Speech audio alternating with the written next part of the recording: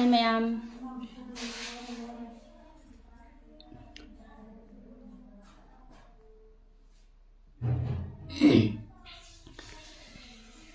Ma'am warm tai jagi ma'am.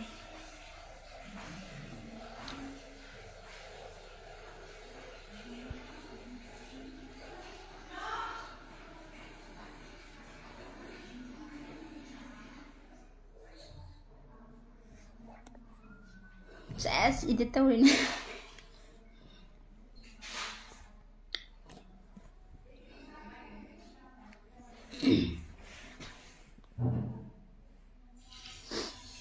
Ma'am, video share tawbi ko ma'am, video share tawbiyo.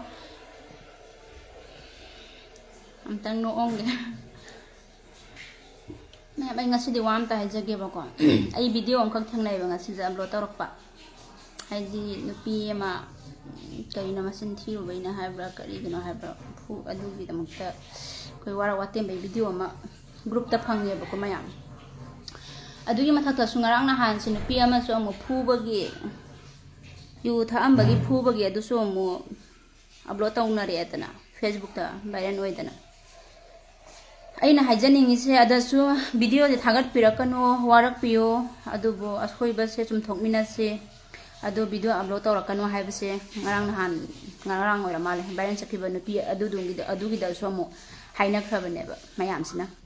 video thagat pirakano upload tawbirakano ba hai haina ngasi som thagal le ba nupi ama mo ko ai group ta thengna bane ba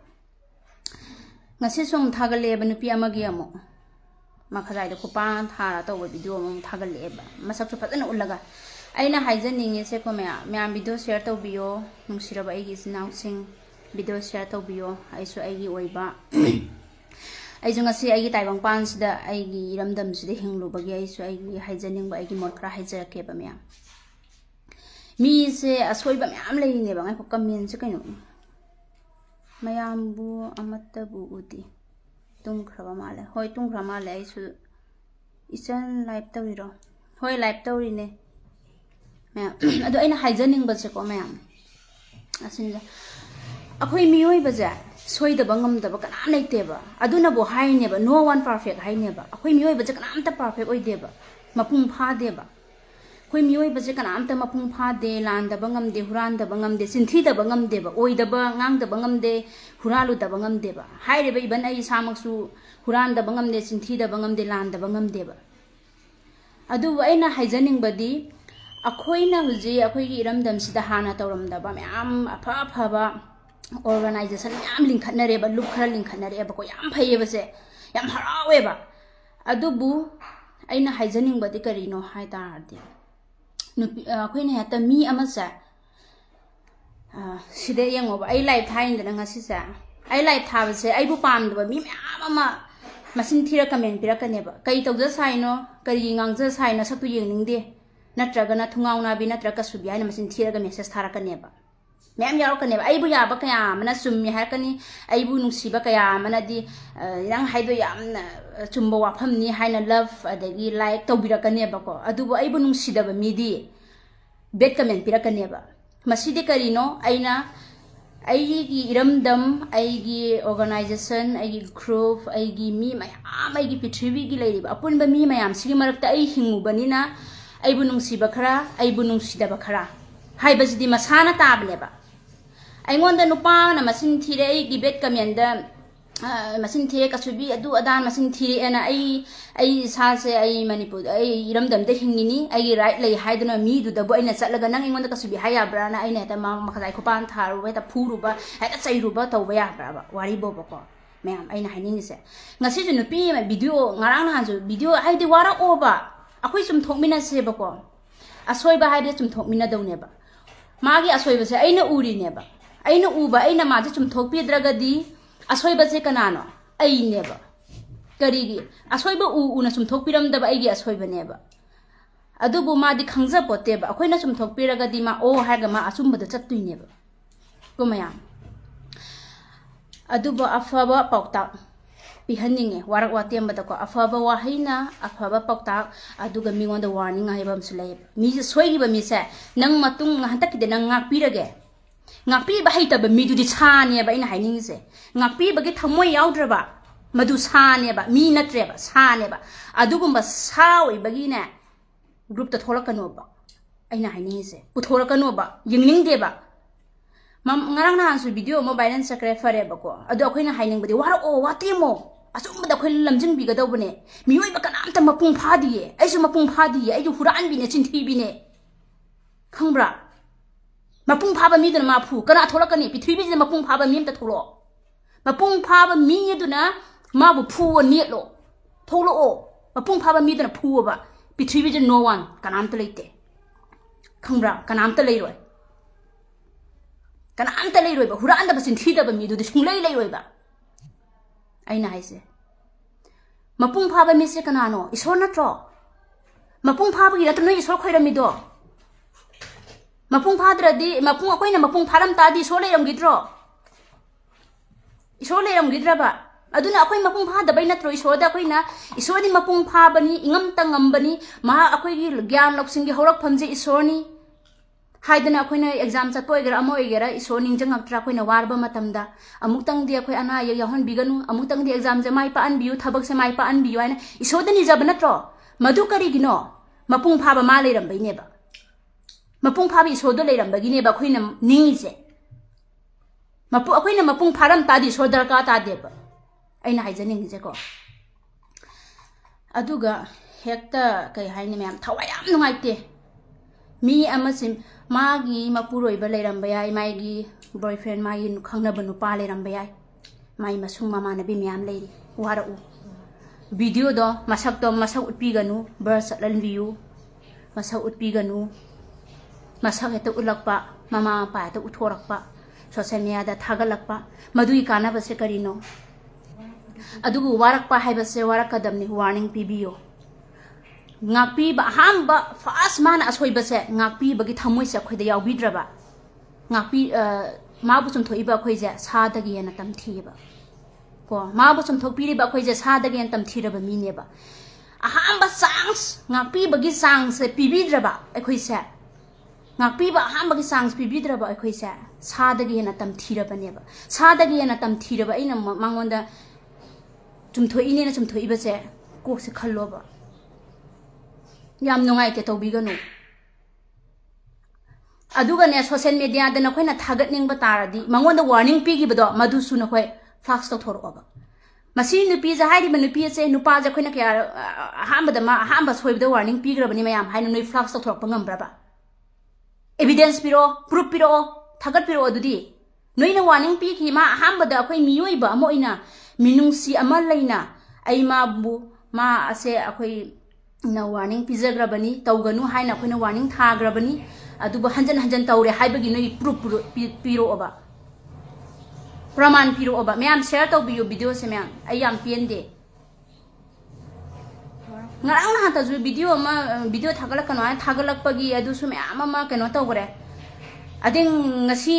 ngarang ngasi gi amu video ama mu nupi ama gi mobile na oirak le mamai khupang tha ba khot ba damga to ba gi mu ure damka tau baka sama reba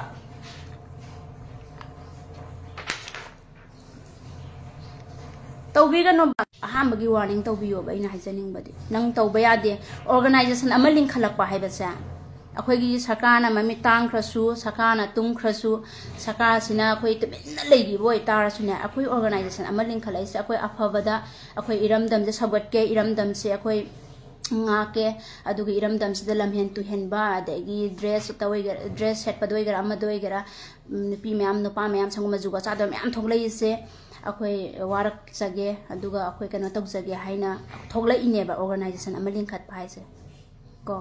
adoi tardi aham dna khoi warning pibiyo ba noi na warning pi gi bu sune media da flash tok thoro ba thagat piro ka su kai blekte ba adugi matung da mane hantin jan toram ta de tawo ba adubu yari makhai di noi video lobi gano ba mi masak se utpi gano ba aseng bane mi masak utpi gano ba asi su aya janing de ba ko mi masak ulaga mi gi punsi se atuki matik yam maman yam bane mi oi bagi punsi se kana su aran ba thabak tawning ba lei pote wari bo ba ko adubu man ikai ram gada ba ꯐꯥꯎꯔꯝꯒꯗꯕꯁꯨ ꯈꯤꯇꯪ ꯀꯣꯛꯇ ꯈꯟꯕꯤꯌꯨ ꯈꯤꯇꯪ ꯍꯟꯖꯤꯟꯕꯤꯌꯨ ꯍꯥꯏꯕ ꯇꯥꯔꯦ ꯃꯤ ꯑꯃ ꯍꯦꯛꯇ ꯑꯗꯨ ꯇꯧꯔꯦ ꯑꯗꯥ ꯇꯧꯔꯦ ꯍꯥꯏꯅ ꯆꯠꯂꯒ ꯍꯦꯛꯇ ꯇꯨꯞꯇꯥ ꯇꯧꯕꯒꯤ ꯋꯥꯈꯜꯁꯤꯃ ꯇꯣꯛꯄꯤꯌꯨ ꯑꯐꯕ ꯋꯥꯍꯩ ꯍꯥꯏꯕꯤꯌꯨ ꯋꯥꯔꯅꯤꯡ ꯄꯤꯕꯤꯌꯨ ꯑꯗꯨꯒꯤ ꯃꯇꯨꯡ ꯏꯟꯅ ꯊꯕꯛ ꯇꯧꯕꯤꯌꯨ ꯑꯐꯕ ꯑꯣꯔꯒꯅꯥꯏꯖꯦꯁꯟ ꯑꯃ ꯂꯤꯡꯈꯠꯄ ꯍꯥꯏꯁꯦ ꯑꯐꯕ ꯃꯥꯒꯤ ꯀꯦꯔꯦꯛꯇꯔ ꯑꯣꯏꯒꯦꯔꯥ ꯃꯥꯒꯤ ꯑꯃ ꯑꯣꯏꯒꯦꯔꯥ ꯑꯩꯈꯣꯏꯅ ꯉꯝꯖꯕ ꯈꯔꯗꯤ ꯏꯔꯝꯗꯝꯒꯤ ꯇꯧꯔꯒꯦ ꯍꯥꯏꯅ ꯂꯤꯡꯈꯠꯆꯔꯛꯏꯕꯅꯦꯕ ꯀꯣ ꯂꯤꯡꯈꯠꯆꯔꯛꯏꯕ ꯅꯠꯇ꯭ꯔꯕ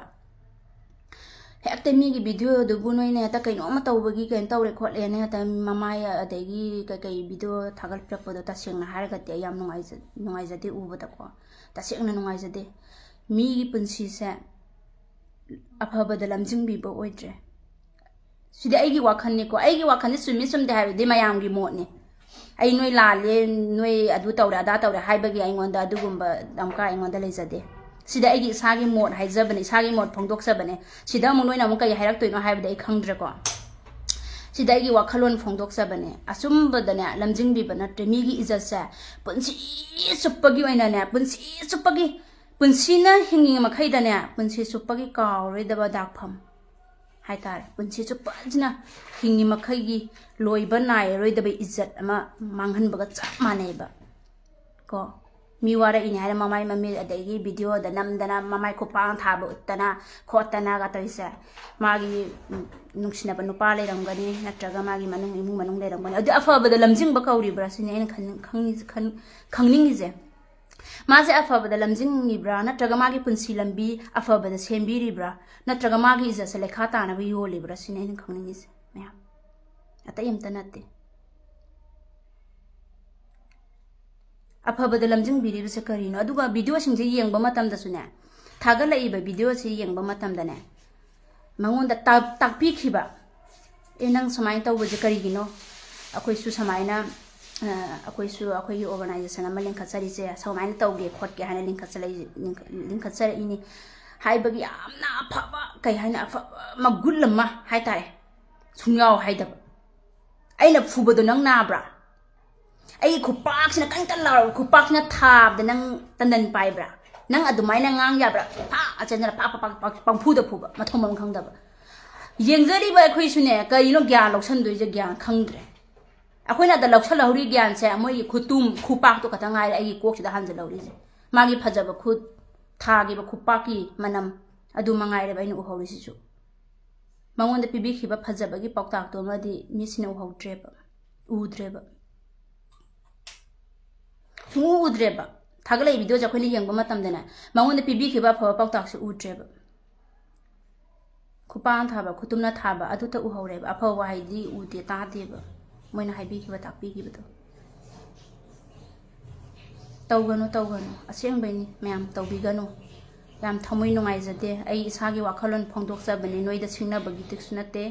ꯅꯣꯏꯗ ꯋꯥ ꯍꯪꯀꯠꯂ ꯉꯥꯡꯕꯒꯤꯗꯤꯁꯨ ꯅꯠꯆꯗꯦ ꯑꯩ ꯀꯩꯁꯨ ꯇꯧꯕ ꯉꯝꯖꯗꯦ ꯑꯗꯨꯕꯨ ꯑꯩꯒꯤ ꯊꯃꯣꯏꯗ ꯐꯥꯎꯖꯕ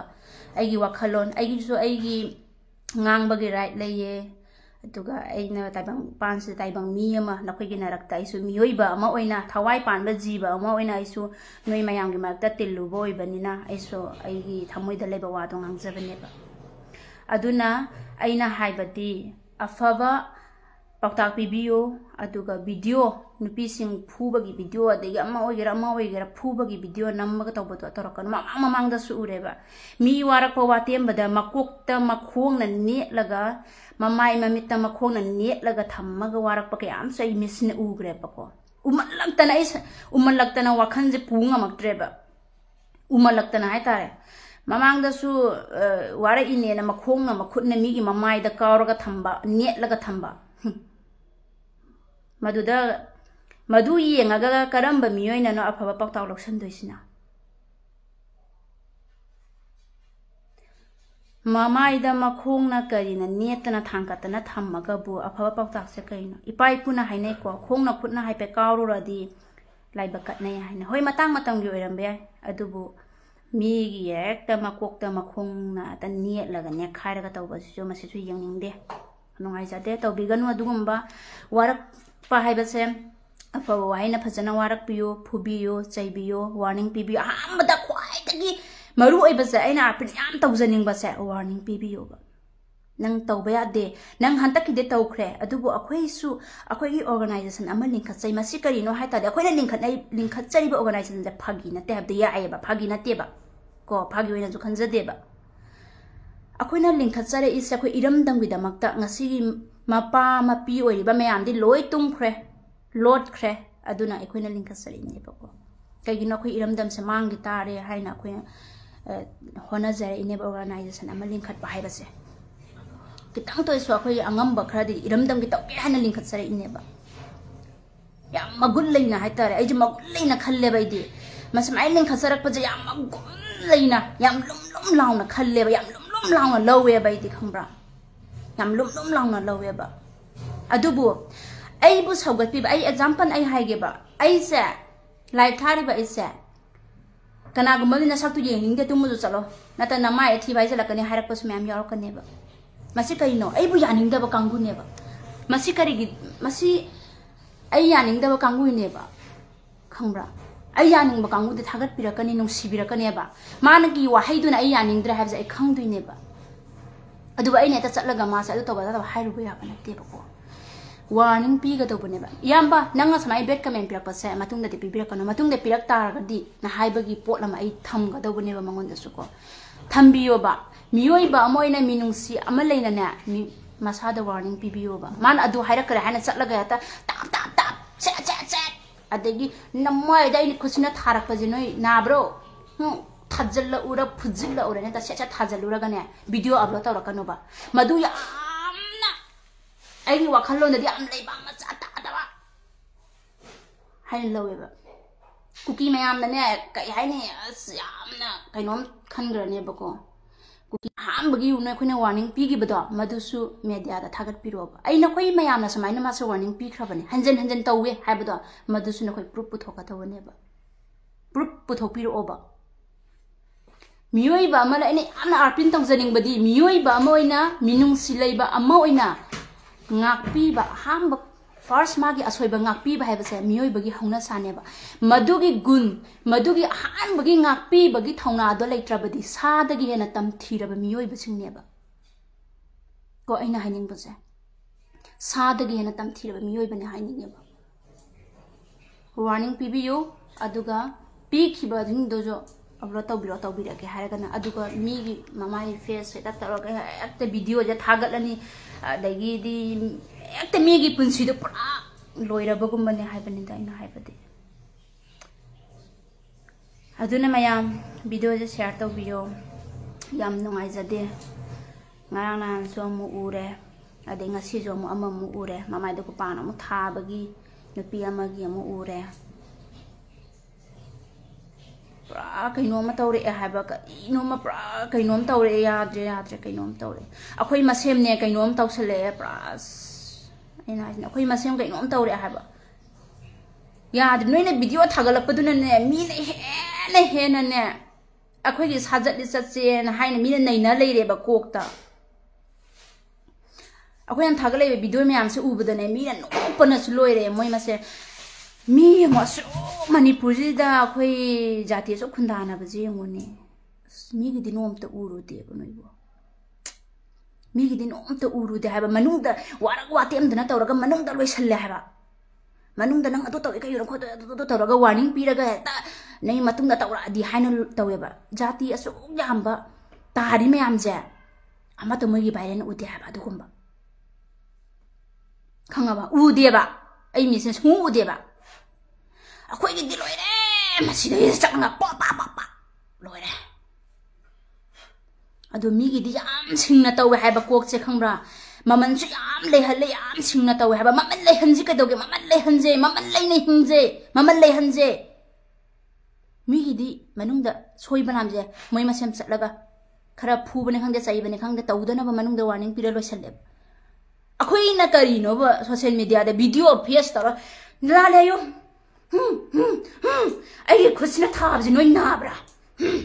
ai na thabji nungai bra kari no ba se kari no ba tawno tawgum je ba sing ba tawgum je ba masi tawgum je masi am phatte mi ne he na khoi nok thi ga ne ba mi ne he na nok thi ga ne ba ko असो खुंदामिनरी सिंजान अंबनने मीगिदि पाक उदि हाबा को मीगिदि पाक उदि पुंसी सुपसगिने मी अदुने ma'am अइना हाइनिंगबजे मीनने अखोइसे याम थीना अखोइसे याम थीना कई हाइदोनो खंगदे अखोइसे पंगबैरा सिंगबैरा नत्र कइदोबैनो खंगदे मीगिदि मनुंगदे याम लोइसिनैबे मनुंगदे याम तौवे हाबा मीदि मपान पाक थोंगक्ते हाबा ngasi फावदो उदे हाइबा खंगब्रा मीगिदि मनुंगदो तौवे हाबा अखोइगिजिना लोइरे मीगी पुंसीजे पुरा सिरजनु हाय थौरी याला सिगरे खलोइ काइमंदना मासु ओए नोइजो खरा कइने फिरोन थुपतना ले काइ चके आनो खंगदे होइगा हाइरक्ते मे माने माने फिरोन थुप थुप लइये मे अदुना अइना हाइसे खरा हाइरो ओबा अइना सादि ngangiजे कइनो न ताया त मिल लइ हाइबा खितंग दसो अइगी मतेंग पांग ओनोइ सिदि पुरा कइनो हमने सागा सब माने अदुना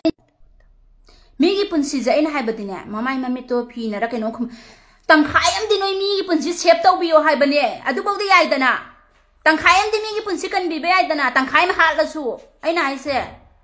वीडियो तंखाय म उटपिरो मसक्तो खुंजनबिरोबा हाइदि याम हायरोइगेबा वाहै अनि खतंग जेना हायरगेबा ते याम हायरो हाइदि यमो अइ कइनोम तौरा आनेबा नोइनम अइ वारक लाक परजु खंगपोतेम सोइद्रमि नोइनम अइ वारक लाक पर खंगपोतेबा अइना हाइदिने मीगी पुंसीजे मिनुंसिगी मियंग यंग तंखाय अमदिने सेव तौबियोबा तंखाय अमदि कनबियोबा पुरा दि हातोक पिरनु हाइबा नोइना पुरा ममाइदि उडलबनिने मीदि पुरा सिरेबा सोमदा पुरा सिबगा समानरेबा नोइ वाखंददि खंगदेको अइ वाखंद खंजबे वानिको नोइ वाखंददि अइ खंगद्रेको अइ वाखंद खंजबो वानेबा अइना वाखंद खंजदिने तंखायमदि सेव ओइहनिंगबा नोइदि पुरा हाटख्रेबा अदुने वीडियो से यारि मखैदि फुबियु चैबियु वारखरे हाइबदुदि हाइबियु अइ मसिगी नुपि समाय समाय तोरक्तरा ngasi वारखरे हाइबियु कैदौ नोइ तौनिंग तौबियु अदु तंखायमदि सेव तौबियोबा पुंसी सेव तौबियोबा तंखायमा नोइ पुंसीजि लोइ हातोक पिरनोबा सेव तौबियोबा मसिगी हैनबिजे लैबियोबा पुंसी म तंखायमदि सेव तौबियु कैदौरगे पुंसीजि लोइ हातोक पिरनोबा सेव तंखायम थंबियोबा खरमदि कनबियोबा तंखायमदि हिंगौजनेबा मा सिनिंगबा फौला अजुने मा सिनिंगबा फौरमबा याइबा अइ थमोइदा खंजबनिको नोइदा अइ nganगबा नते नोइदा सैबा नतेको अइ थमोइदा खंजबन मा तंखायमदि हिंगनिंगमगनेबको मा पुंसीदि हिंगनिंगमगनेबा तंखायमदि हिंगलमोबा दो तंखायम सिजग्रजु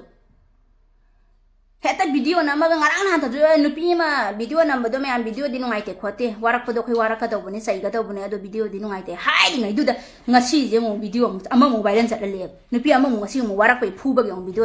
वीडियो हम थागतलेबा करिनो हाइबनिदा कैनोम तौसलेबा सुम पुंसी तंखायमदि हिंगलु कदौरगे तंखायम सिहनग्रो यारे तंखायम सिजग्रजनु तंखायम हिंगलो कमाइना हाइरजि ज्ञान ताद्रे तंखायम सिग्रसनु यारे तंखायमदि हिंगलोबा सोइदना मासु हिंजजनी कनो तंखायम वीडियो शेयर तौबियो मयाम हाउ हाउ इसे कौलेर हाउने सेंग याम नुंगाइतेबा समाइन तौबिबसे याम नुंगाइतेबा नोइ वाखंदि खंदे को मयाम अइ याम नुंगाइतेबा अइ जो मी फुरु याब्रबा अइ मोने बेट कमेंट पिरैबा नसक्तु येंनिंगदे अइना ngasi वांगांगसे सोशल मीडिया दे ngai अफबा मरमदा ngai नै अफबा मरम तैनेबा अइसु ऑर्गेनाइजेशन अमनेबा को अइसु ग्रुप अमन लिंखदिनेबा अइ कनाम त यावजो दइ थनता लिंखचरिनेबा अइ ग्रुप अमा अइसु ऑर्गेनाइजेशन अमनेबा अइजु लिंखचरिनेबा अइजु अफबा खरा थोलागा मयामदा सेबा तौजरिने ngangjरिनेबा सिदैदा बेट कमेंट पिरक्पा मयाम अम यावरे हाइबा अदगी मयाम यावगनेबा मसिदबो अइना चटलगा अइ अफबा तौरिबा अइंगोदा नोइना दमाइ तौ याब्रा हाइबा याब्रा हाइगा अइ हेता कनो तौरुबा याबा नते हाइबको मयाम कितंग खन्थजेबा अदुबु होय अइना हाइबा याबा इमोंदा राइट खरदि लेयेबा मंगोन माबु चुमथोकपा याबागी राइट अइंगोदा लेयेबा माना अइंगोदा फत्तबा चिनथिरा इदो नंग कइगे चिनथिनो नंग करि नुंगाइतबा लेबा अइंगोदा दमाइ हाइनो हाइना अइना मा वारा उबा याइबा कमाइना फजबा वाहिना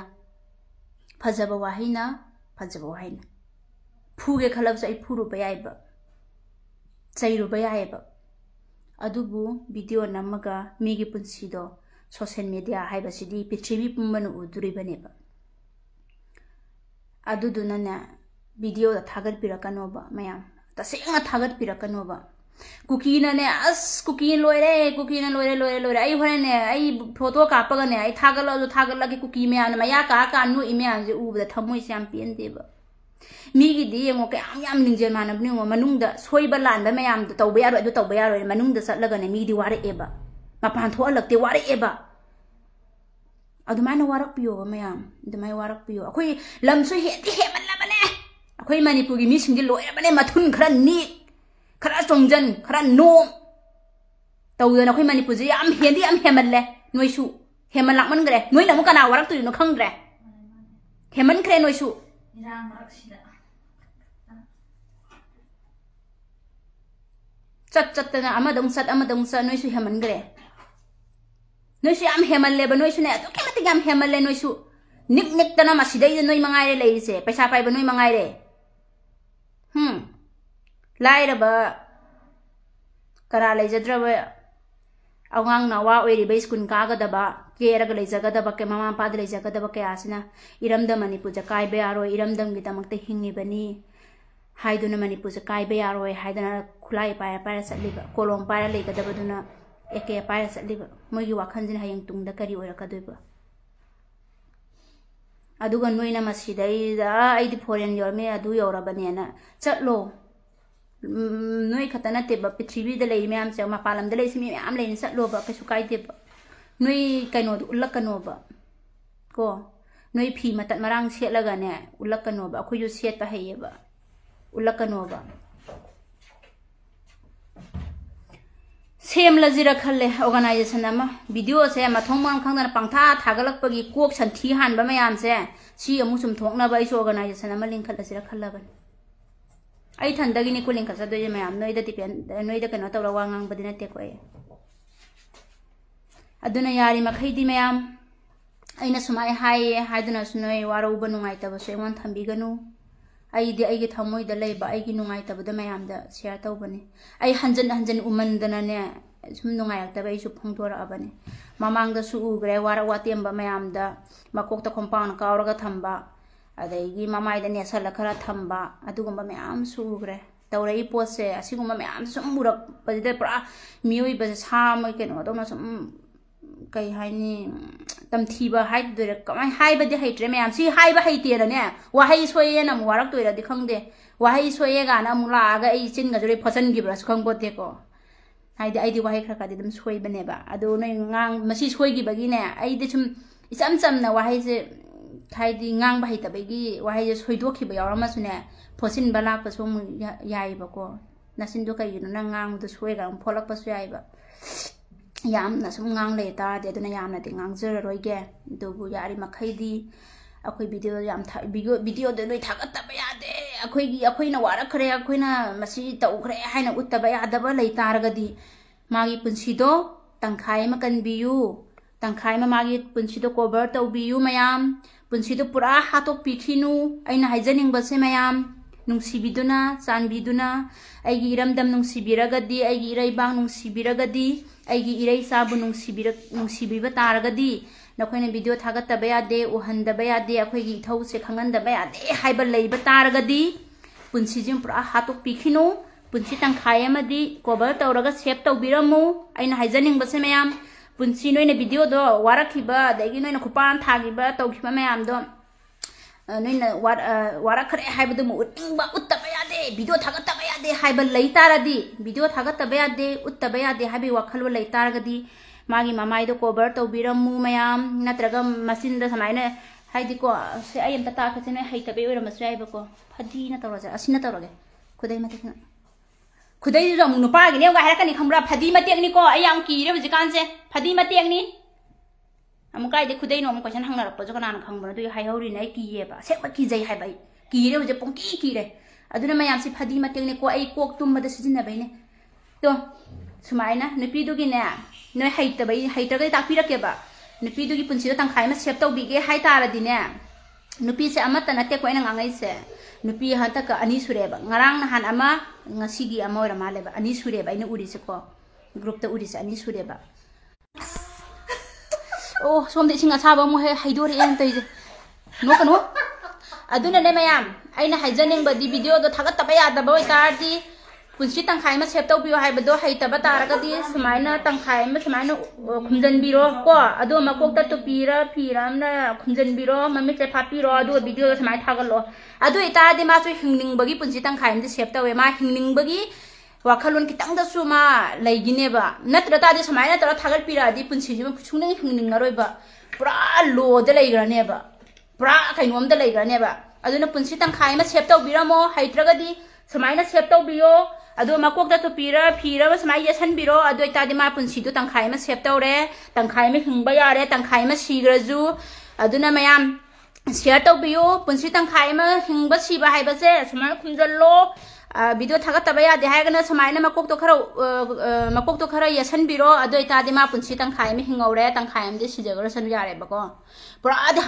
हातो कुमसेबा पुरा सी पुंसी चुपगी वेना दि सिहनलगुमसेबको पुंसी चुपगी सिहनगे हाइगना खंगदे नो थोपा तौगरो नो समाइना अमु नो उरे नो सिते हाइगना हे नोरकनो समाइना खुमजनबिरो तो समाइना को यारे को मयाम सिने आइना आइजनिंगबसे थांगकलो सि थांगके सि हाइदि याम सोलौद माल खंगदे सोमदा आइना आइगी वारी जे तान ताने मी ममिट लंगथोगा किब्रा खंगदे सिंगा साब हैदोरे फरे मयाम अदुना नुंसिरबे इसिनाउसिंग वीडियो से शेयर तौबियो मतंग असिदा आइगी वाखलोन आइगी मोट हाइदो अदुनी अदुना मयामना सोइगिबा लानखिबा यावरबसु ngakpiyu sumthokpiyu mayamna sumthokpibada aidi harauta yamna logjage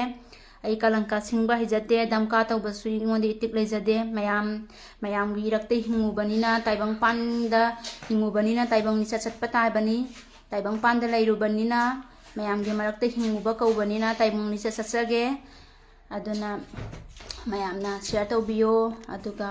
mayam na pining ba comment pibiyo bet comment pining asudam pibirau mayam gi wakhaloni mayam gi modni ai ka emta madudaida mayam da warau basu leijade nungai ta basu ai thamoi da leijaroi mayam video se mata sida loisinjarage nungsiraba aigi iraisa sing mayam loisilage ko bye ai pn da bagi thoglakpani ko mayam ai social media da pangdo thoksarak panate sum wakhanda haidi aina ngangningba hainingba aigi thamoi da pn da leibase kana da haido phagani haiba matam da aigi live share tai ai marup mayam da tai adugi ai media da leriba aigi snaw mayam se aigi marup ne aigi mai pa ne aigi se chane nakoina yengbiriba nakoina tawbiriba nakoina support tawbiri mayam se nakoi gi minung sinani ai gu minung sidaba mi oitardi be comment bibira kani yengsu yengbi kadai da yengbe sanu suro angau bijibu haraga maningon thosatkin thank you